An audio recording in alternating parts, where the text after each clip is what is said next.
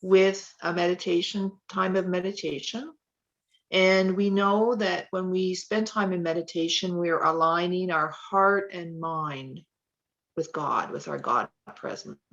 And that's the purpose of what we're doing. So let's just take some time now. You can just get yourself in a comfortable place, and you can close your eyes or have your eyes open, whatever's more comfortable for you. And let's just spend some time. Take a deep breath in through your nose and let it out through your mouth. And just focus on your breathing. Just try to slow things down a little bit. Take this time for yourself to be more aware of the Christ presence that is within you. And we know that we are one. We are one with the divine. So in that knowledge and in that truth, let's go deeper within and spend a little time just connecting to that sense of that oneness within us. And we know that we are good. We know that we are goodness. And we can radiate that goodness at any time. And we are light. Beautiful, vibrant light.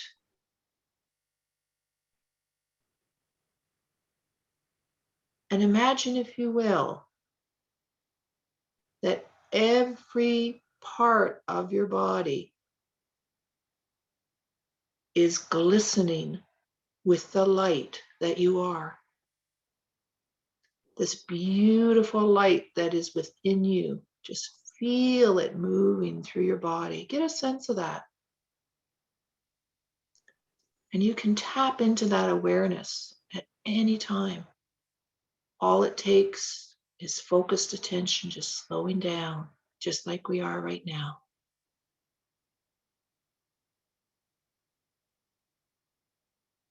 And just focus on the truth. You are light. And say to yourself in your mind, I am light. Radiant light. And you can tap into that presence, that light, that sense of light at any time. All it takes is to take a few seconds and repeat that to yourself. I am light. So in this time, we focus on the goodness that we are and the light that is within us. We can bring to ourselves at any time. And now, in this moment, maybe there's someone that you would like to send the light to, the light that you are.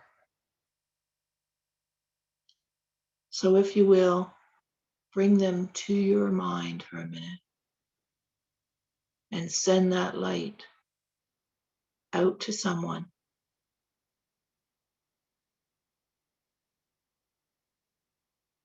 And now send that light out to the world.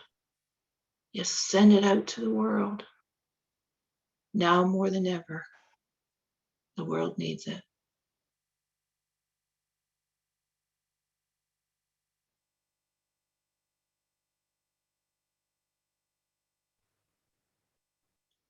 Now we will go into a time of silence for a minute or so. And as we go into the silence, I'd like you to take this thought into the silence. I am a radiant source of good. I am a radiant source of good.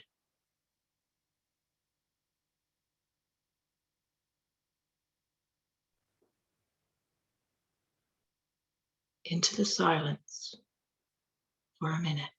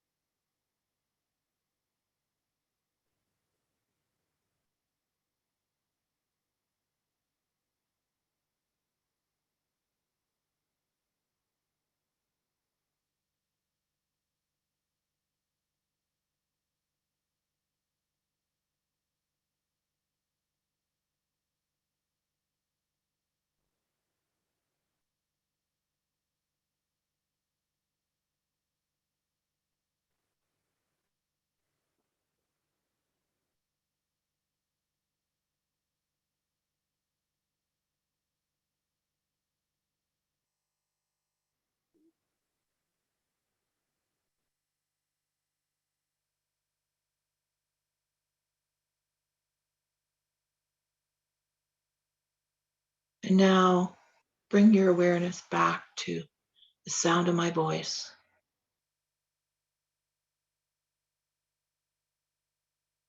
We are light. Each of us is light. And you are a radiant source of good. And I affirm that right here, right now. Wonderful, wonderful Christ light. We all have it. And we can send that out at any time. And we can bring the light for ourselves at any time.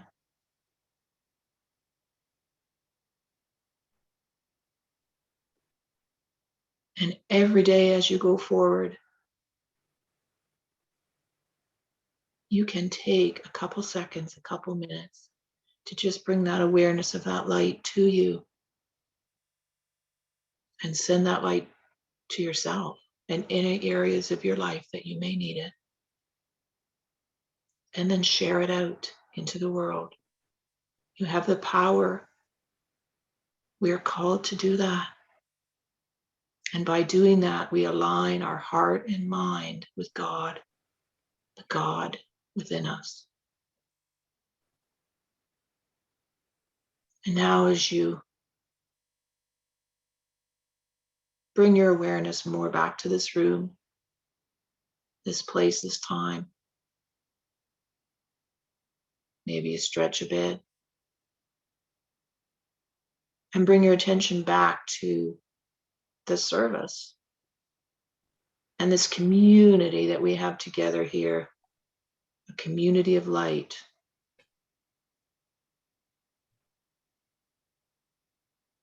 We can rest in that truth of light. And we can be light with each other in this community. We let it be so, and so it is.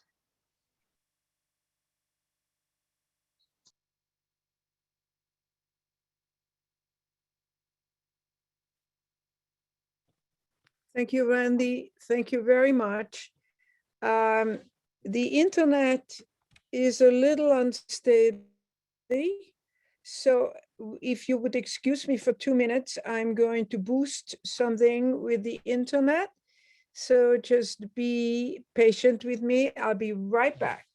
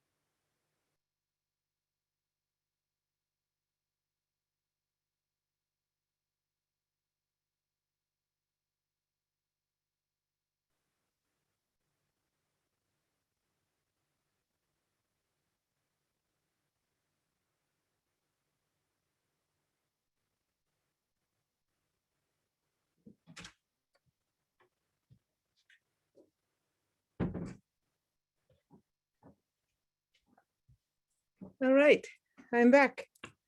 Hello, everybody. Can you hear me? Everybody back? Yes? Very good. All right, okay. Well, 2 weeks ago, I spoke to you wanting to deepen our diving into a more foundational understanding around our creed of the heart. We have this statement. We say our God is love, our race is human, our religion is oneness, and they're very radical statements. They have profound implications.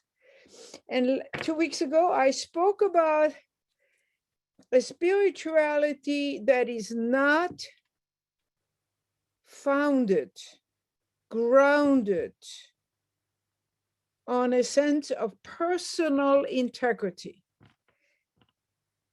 We talked about the need for this to be authentic, that when I say such a statement like the creed of the heart,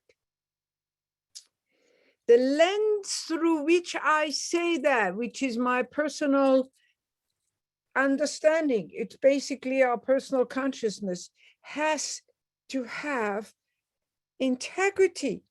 It has to, what the classics would say, I have worked to know myself. I have come to know myself. I know what this lens is, this personality self that I was given as my curriculum. This is not by accident. This curriculum is not by accident. But just to say spiritual statements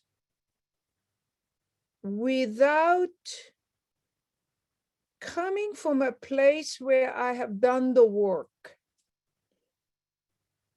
makes it rather a sad, imbalanced statement. There is a lovely story about the Zen monk who says, there is nothing more sad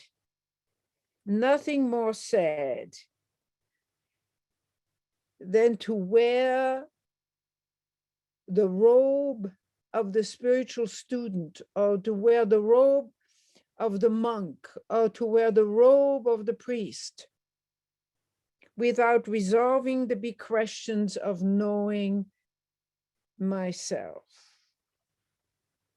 Having done the work of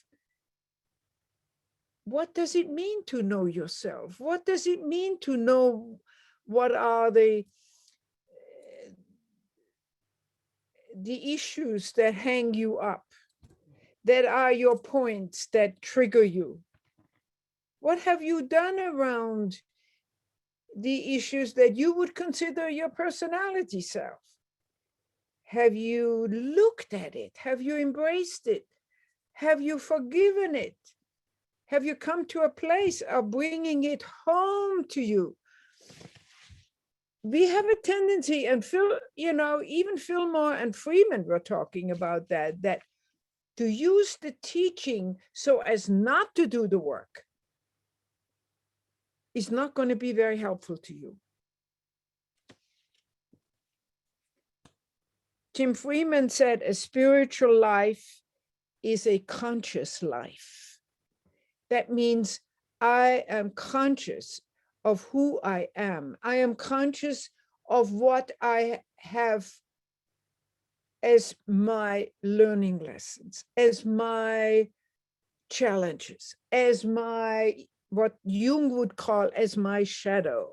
That, shadow, what does it mean? It's the part of me that I don't like.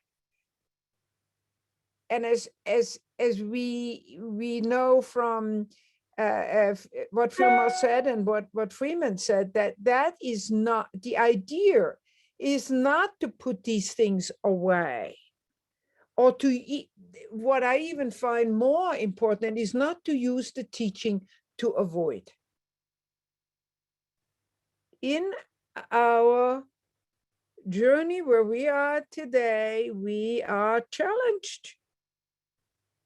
You and I are challenged to come to a place of acceptance of what is broken or what is insecure or what is limited or what is unhappy, whatever, in an acceptance of it.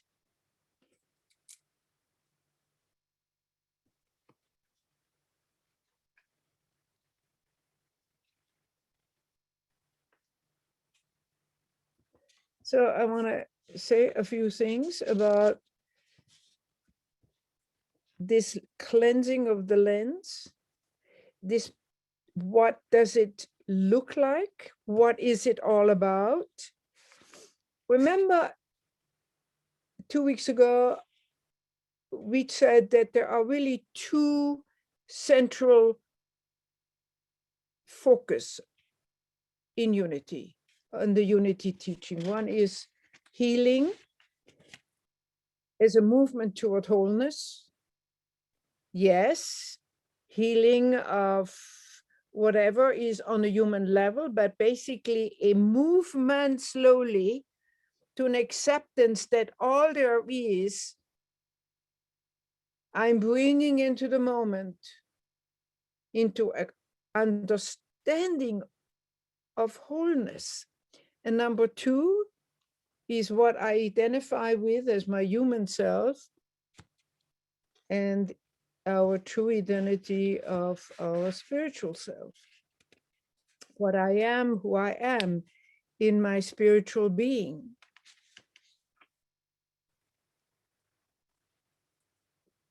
There was a book, I even found it on my bookshelf, called The Crack in the Cosmic Egg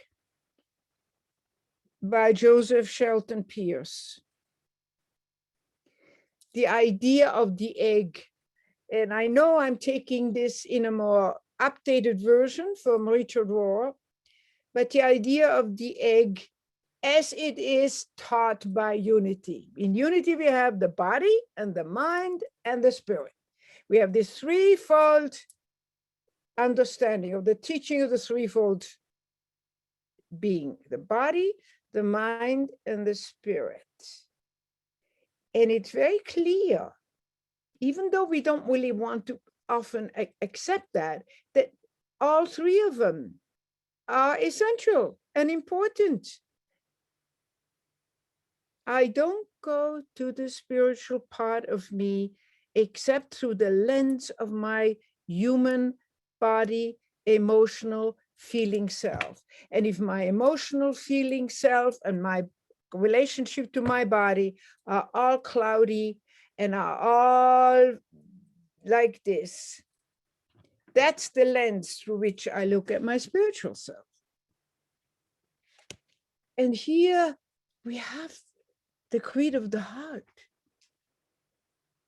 What does it mean to say our God is love? Our religion is oneness. It's basically doing something that Fillmore talked about, moving from a duality of perception to a non-duality, is to come to oneness, that word oneness. And the only way I know, from my experience, is to even come close to any understanding about oneness, and that is to do this kind of integration work, where none of me is excluded. I'm bringing everything home.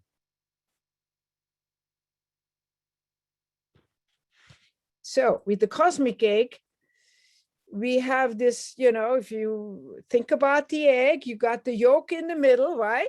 And then you got the white around it. And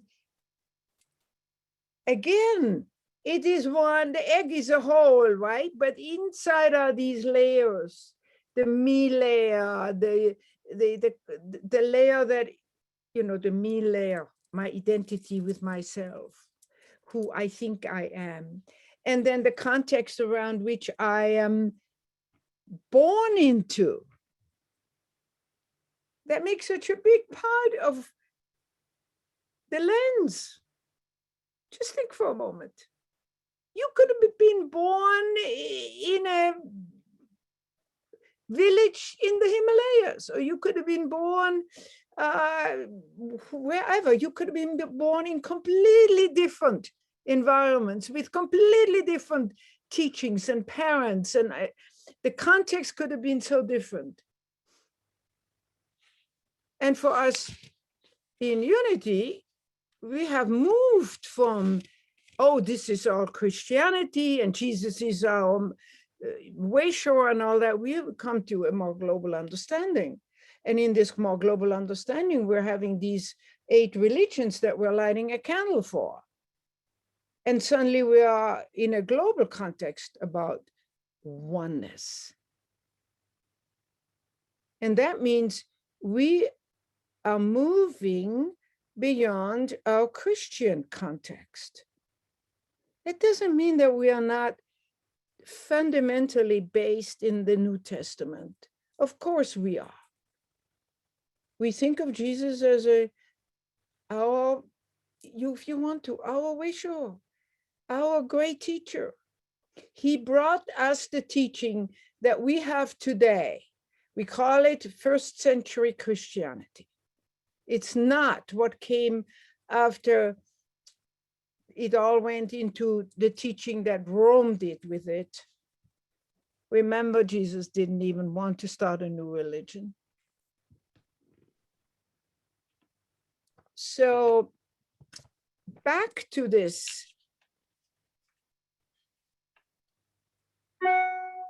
The body, the mind, and the spirit. Those of us who've been in Unity for a long time, we know that this threefold understanding, these layers, these interplays with each other. But in truth, they have to come into oneness. They have to come to where the body is in relationship with the mind, and the mind and the body are in relationship with the self. And when Randie was making us meditate on that we're beings of light, that is so true.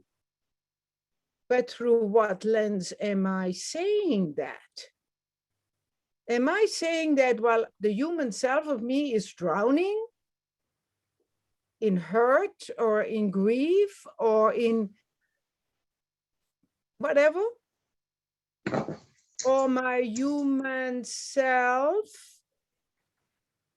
the moment we are going home, the moment we're not together, the moment I lose the consciousness that supports me, I'm back being pulled this way and that way by the various aspects of my personality self that has, I always say, you know, there are holes in all of us and we fall into them.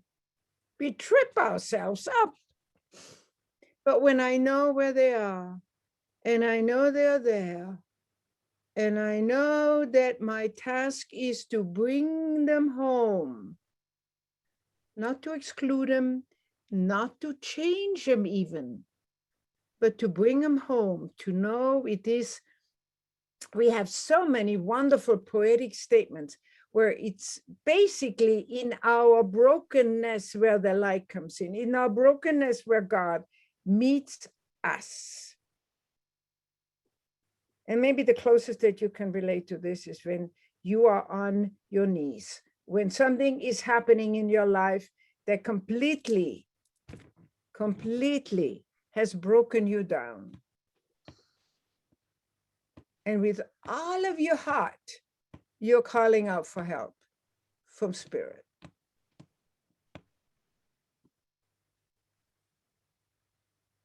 You know, there's this wonderful statement in the Bible where your heart is, there is your treasure.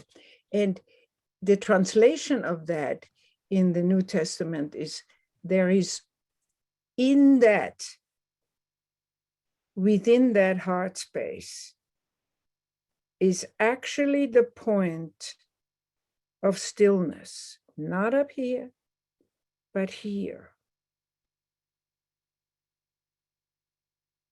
And I think of those times when something happened to me, or a loved one died, or a challenge, or somebody in my life, something was going on, was happening that was really dramatic.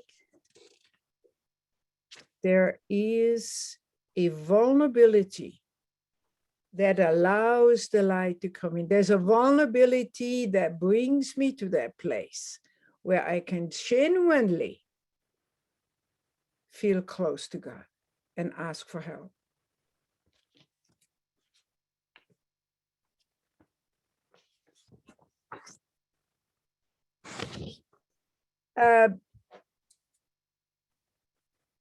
A couple of days ago, in our noon meditation, we talked about something that I want to share with you today, as a kind of a measuring, or maybe a kind of a walking stick to get into this there's a new month. I know several of you are going away for a holiday, and I want you to take that walking stick with you. And the walking stick into this time, into this summer holiday, is to come to meditate on the idea that whatever brings you joy has the presence of spirit in it. Whatever brings you joy or a smile has the presence of spirit in it. And when you are efforting, and when it is difficult, and when you're tired, and when you're obligated, and when you're coming from a place of I should, that is not the presence of spirit. I know this is going way over here, but I think for a time of holiday and vacation, to take the word or the sentence, I do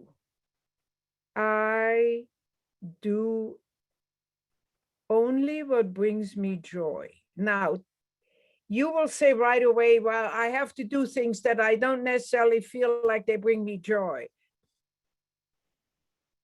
You want to be radical? You want to take a chance and say, okay, maybe I don't have to do that.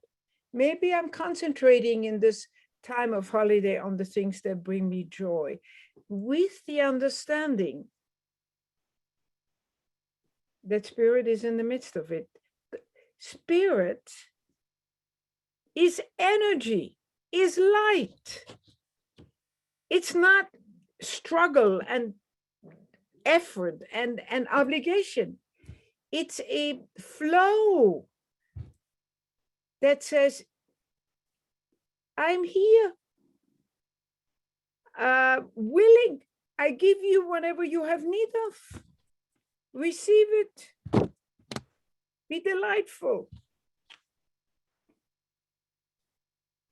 I believe that spirit, the language of spirit is the language of joy.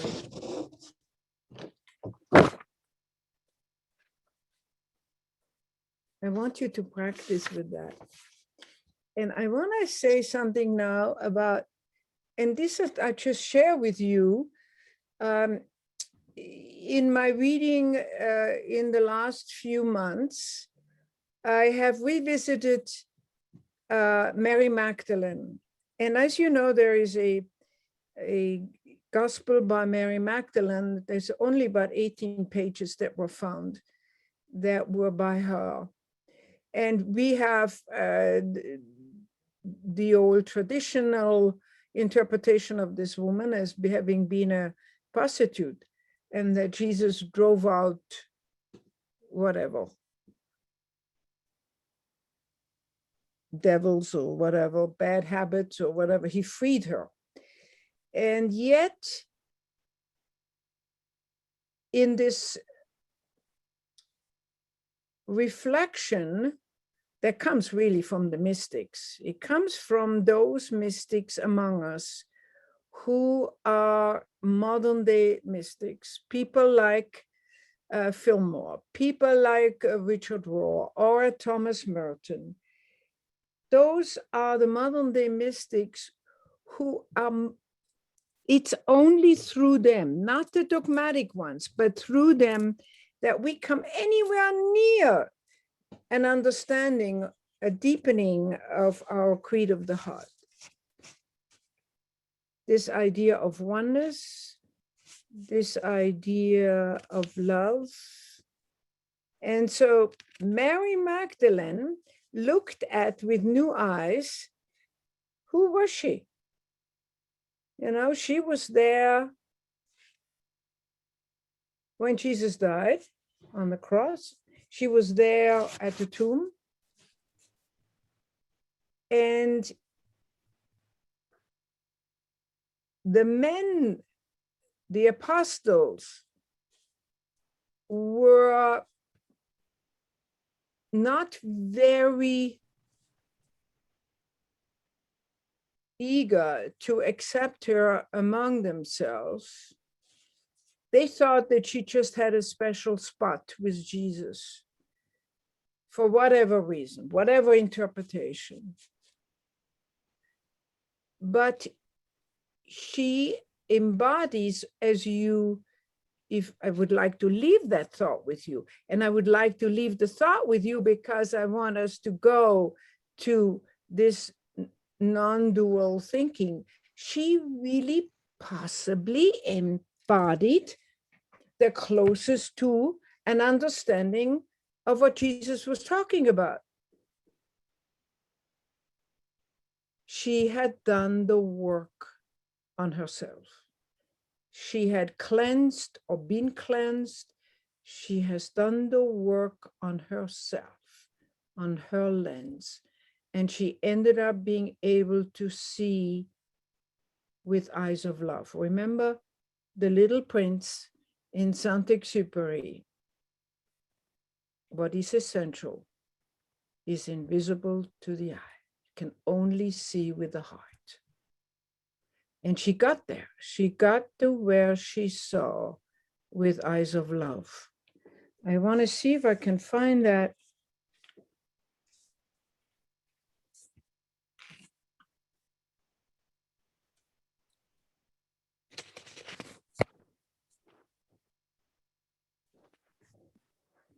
So this is from the Gospel by Mary Magdalene. I'm bringing her in here because we need guiding teachers. We need examples of who among us, who are the mystics, who are the ones who really moved from duality, meaning light and dark and good and bad, to a non-dual thinking, to a thinking where all is brought into acceptance, into the light. So there are just a few pages on this gospel by Mary Magdalene. And so the apostle, according to this line, says, "Sister, we know that the Savior greatly loved you above all other women. So tell us what you remember of the words that we ourselves do not know or perhaps have never heard." And so she began to express the things to them. She says, "I saw the Master in a vision, and I said to him, 'Lord, I see you now in a vision.' And he answered me, 'You are blessed, Mary, since the sight of me does not disturb you. For where the heart is, there is the treasure.'" She had cleansed. She had done the work.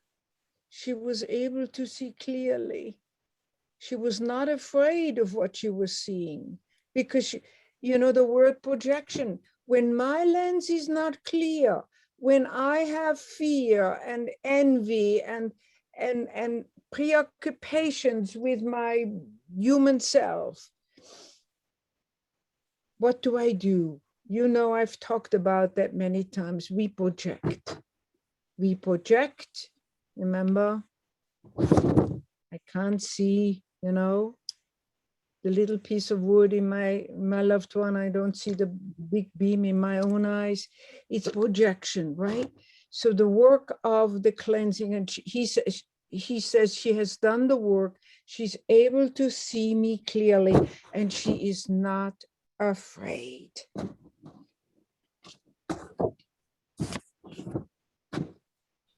And then there is this remarkable, beautiful, I hope I can find it to share it with you.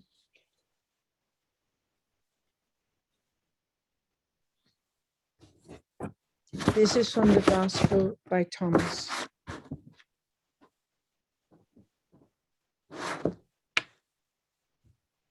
See if you can listen to it with a beginning and a willingness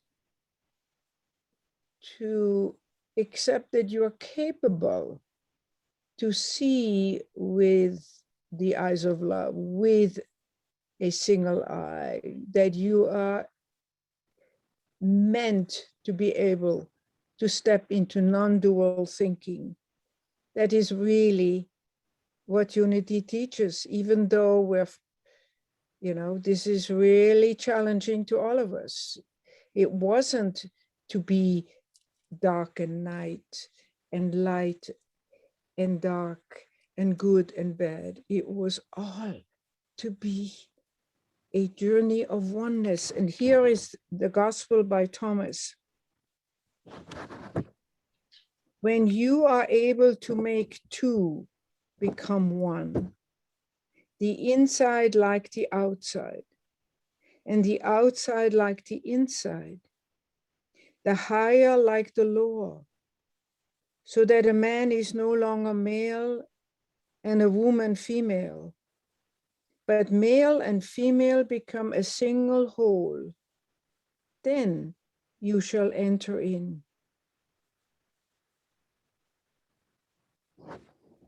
This is in our biblical text, this teaching of bringing it together. So I would like to invite you for a moment to close your eyes and just stand there in our creed of the heart.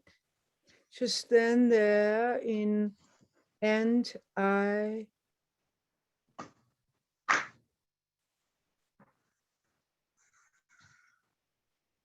was created to have the single eye, to have the heart,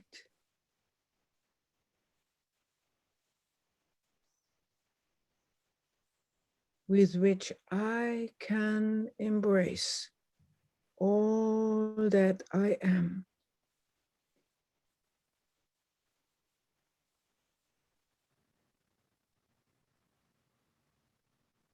Coming back to Randie's statement of we are light.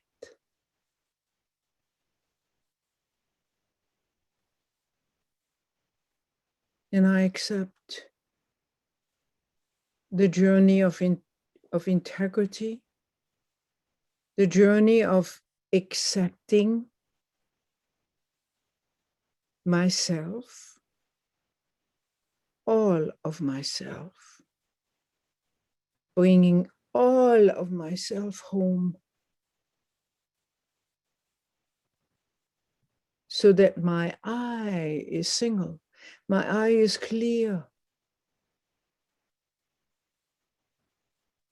and I do not see in fragmentation, but I see in wholeness.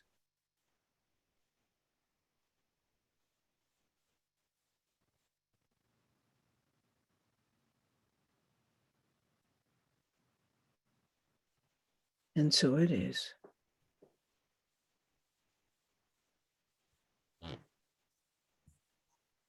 And I am grateful for all of you here today. Amen.